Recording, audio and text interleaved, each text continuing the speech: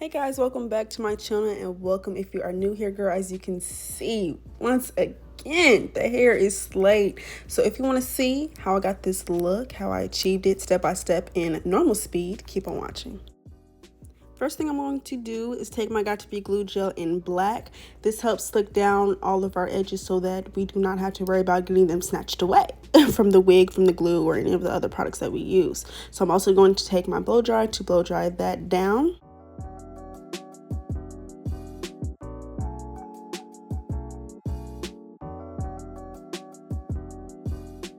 Now that that is finished, I'm going to be taking my scissors to cut off around the ears. You want to do this first because if you don't, it's just not as good as a placement for the Got To Be glue spray. So that is what we're going to be using to melt down this cap. You want to spray it really close to your hairline because if you don't, it's just going to be unnecessary stuff that you have to cut off. So get it as close to your hairline as possible. We're doing 2 layers of this, and I'm going to be blow drying it with my blow dryer. If you know that my blow dryer is a crackhead blow dryer. It dries on whatever setting it wants to at the time. So yeah.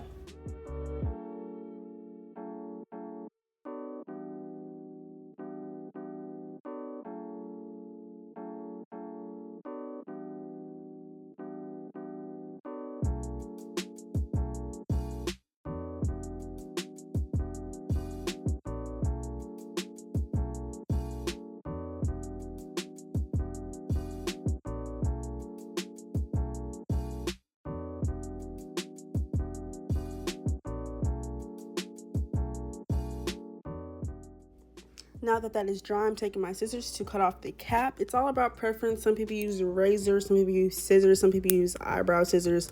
It's really all up to you. I just use regular old hair scissors, and I'm getting it really close to my hairline. And I actually really like how this came out, this specific bald cap that I did this time, because it was really natural because I did it so close to my hairline, like, kid you not.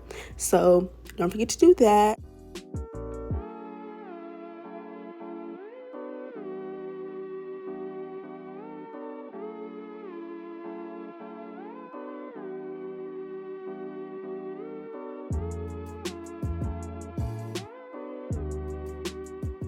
So it is not melted completely. I'm going to be taking my Lace Melt by Beautiful Hustler brand and a popsicle stick because that's what it looks like. I don't know what else you would call it.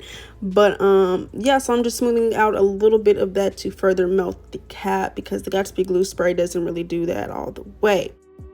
For the bald cap, I'm going to be using my Ruby Kisses cream foundation in the color RDF15 level 15 and a fluffy makeup brush to make sure that we are giving scalp with this bald cap.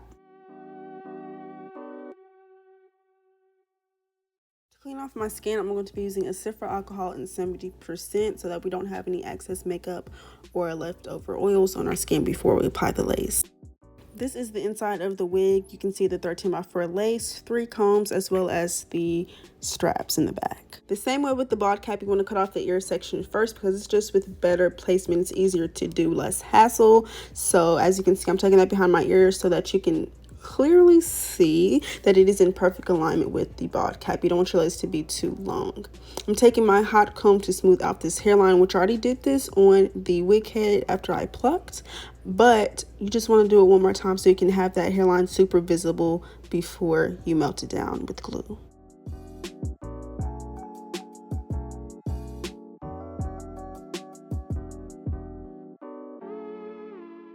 I'm going to be taking 4 layers of my Beautiful Hustler Lace Melt. Yeah, I'm not going to show y'all the whole 4 layers because that's a little tedious. Like, y'all see the first layer. That's exactly what I did the next 3. And I didn't blow dry any of them because they actually dried very fastly on their own. But I did blow dry the last layer, I'm not going to lie. I did, as you can see here. Make sure it's nice and tacky. When applying the lace to the glue, you really want to make sure it's directly on that glue, nothing further back or nothing further up, because then you're going to have to cut off all that lace that you had plucked in the hairline.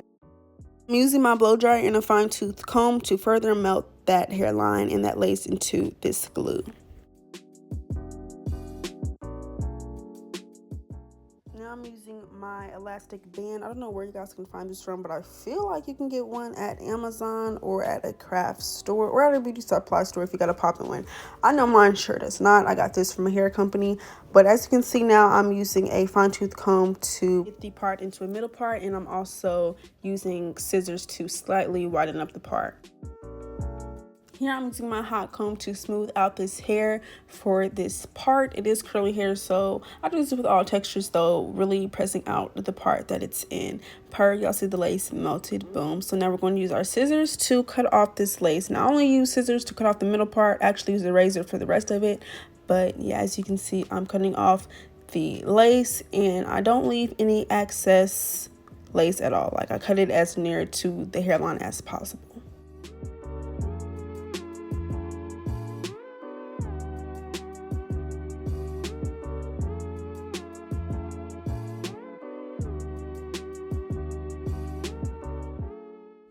As you can see, the lace is melted, very much giving scalp, but the lace is too small for our head, so you can see the cap there just a little bit, but the baby hairs are going to cover that right on up. I'm taking a fine tooth comb, the end of it, to pull out these baby hairs. I do differently every install. Sometimes I want them to be a little bit more thicker or thinner. It really just depends on how I'm feeling with the hair at the time and in that moment. So yeah, this is the layout of the baby hairs. Boom, scalp.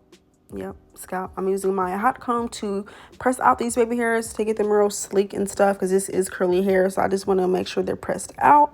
I'm using this tool, don't know what it is, couldn't tell you, but it is shaving off the baby hairs down to about an inch. I kept them a little bit longer this time. Usually I go for a shorter baby hair, but you know, I want to do things differently every time. I'm flipping the baby hairs, which I don't do this usually. Usually I curl them under, but I'm using this little mini flat iron to curl them over so that it can give like a more fluffy, natural look. We look stupid. But I'm using my Got To Be glue gel in black to smooth out these hairs and get them laid down, as well as this edge brush here that has two sides. And I do use both of the sides, and I say this in every video, you gotta really make it in a C motion, like make it look like a wave on swim in the ocean, in the deep sea. You feel me? Nothing more, nothing less. You don't want to make it look like straight baby hairs. But yeah, now it's time for the sideburns. Personally, my favorite part. I love sideburns, like they just finish the look. But yeah, shaving off those hairs, giving them like a more natural look. You don't want them to be, you know what, sometimes you can get away with them looking long. Like this install, I kind of left them a little bit longer than usual, but yeah, it's literally all about preference. You know, do what you want to do, but don't be out here looking crazy, okay?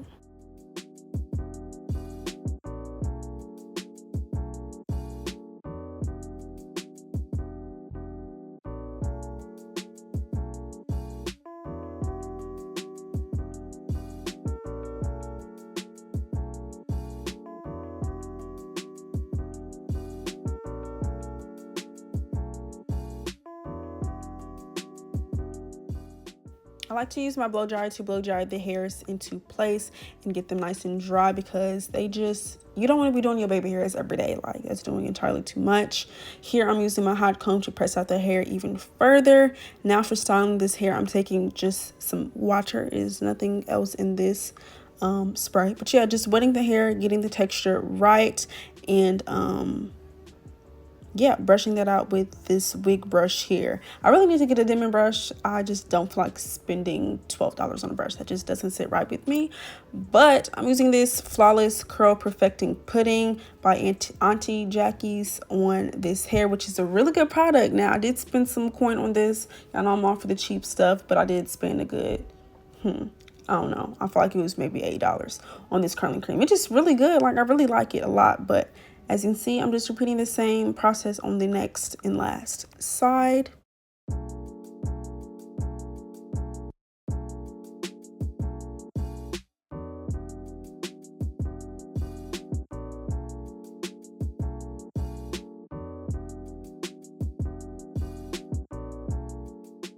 I like to use a lighter cream foundation for the part. You can, look, whatever you prefer to do.